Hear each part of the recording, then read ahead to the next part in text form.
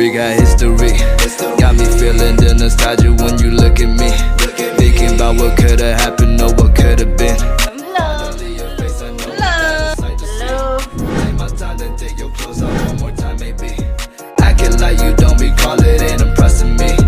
Didn't come to see your friends, I know you came for me. Like your dress, but you fit better in my wrinkled tee. Bismillahirrahmanirrahim. Assalamualaikum warahmatullahi wabarakatuh.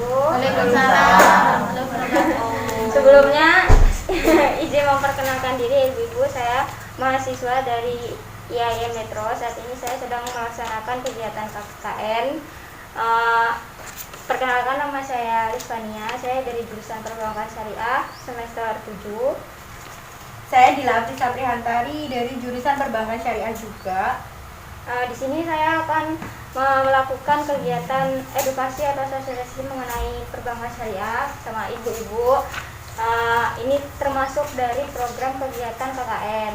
Nah, KKN ini merupakan kegiatan kuliah kerja nyata. Jadi bagaimana pengabdian kami sebagai mahasiswa itu kepada masyarakat itu seperti apa. Nah, ini butuh laporannya, butuh videonya. Nah, saya di sini meminta kerjasamanya kepada ibu-ibu untuk melakukan kegiatan ini. Nah, untuk kegiatan ini saya akan melakukan sosialisasi mengenai perbankan syariah. Untuk perbankan syariah sendiri, ibu-ibu udah ada yang tahu belum perbedaan perbankan syariah sama konvensional? Belum. Ayo menabung. Nah, perbankan syariah belum ada yang tahu nih. Belum. Perbankan syariah itu tuh perbankan syariah contohnya itu kayak perbankan kayak Kalau sekarang Bank Syariah Indonesia. BSI, dulu itu ada BNI Syariah, ada BRI Syariah, terus ada Mandiri Syariah. Nah, sekarang itu jadi BSI Syariah, BSI atau Bank Syariah Indonesia. Kalau bank konvensional itu tuh kayak BRI, Mandiri, BNI dan lain-lain. nah itu kalau bank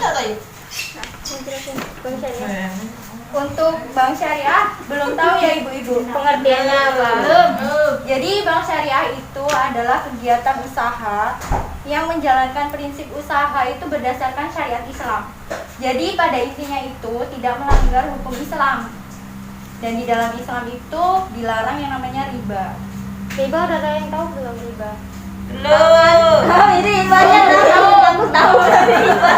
Riba itu kayak gimana? Riba Pak? itu bunga ya? Riba itu riba itu bunga. Cara penjelasannya itu penetapan bunga atau melebihkan jumlah pinjaman. Contohnya, saya pinjam uang sama dia 100.000.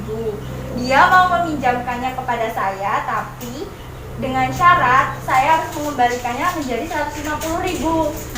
Uang 50.000 yang lebih itu yang dinamakan riba. Nah, itu bunga atau riba. Kalau di bank konvensional biasanya kalau ibu-ibu nabung kan kalau kamu minjem uang pernah minjem.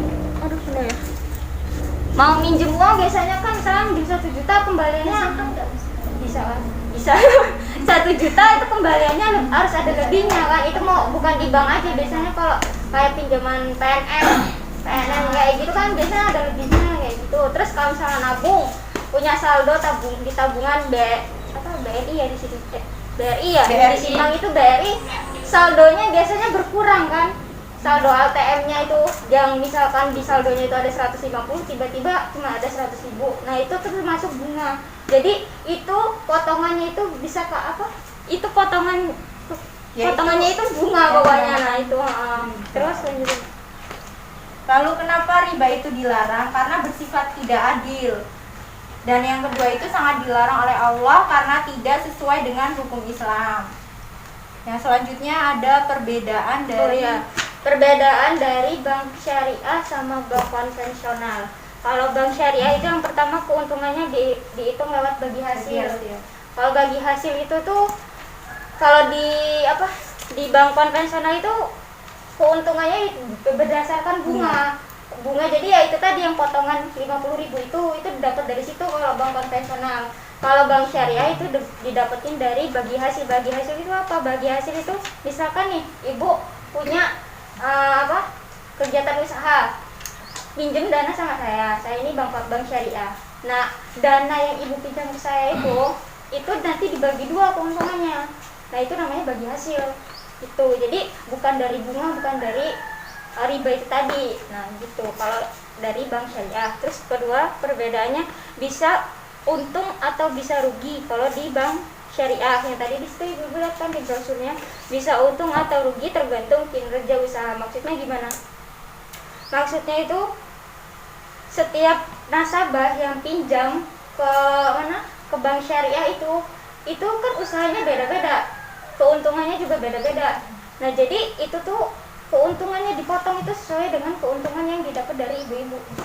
Usahanya itu untungnya misalkan 50.000 perjanjian awalnya, keuntungannya 20.000 misalkan. Sedangkan keuntungannya sebelumnya keuntungan yang didapat itu nggak lebih dari 20.000. Nah itu sesuai dengan keuntungan seperti itu.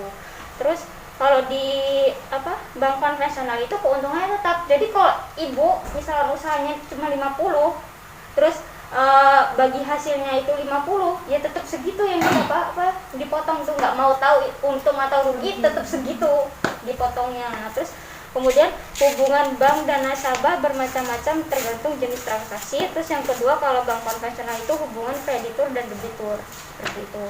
Terus di bank syariah itu ada yang namanya akad, pakainya akad. Akad itu apa? Akad itu akad perjanjian. Jadi kalau misalkan mau minjem uang itu harus ada janji, ada perjanjian di antara nasabah, ibunya yang minjem sama banknya kayak gitu. Akadnya itu sendiri ada 9. Yang pertama itu ada akad wadiah, terus kemudian ada akad mudharabah, ada akad musyarakah, ada akad murabahah, kemudian ada akad salam, akad istisna, akad ijarah. Know what could have been. Finally your face, I know it, that a sight to see. Take my time, then take your clothes off one more time, maybe. Acting like you don't recall it, ain't impressing me. Didn't come to see your friends, I know you came for me. Like your dress, but you fit better in my wrinkled tee. We moved on to newer things, but we got history. Udah jelas ya. Ya udah, makasih buat waktunya, buat kesempatannya di sini udah nyampein tentang sosialisasi. Semoga ilmu yang sedikit tadi saya sampaikan itu bermanfaat buat ibu kedepannya. Jika kami berdua ada salah, kami mohon maaf, kepada Allah kami mohon ampun.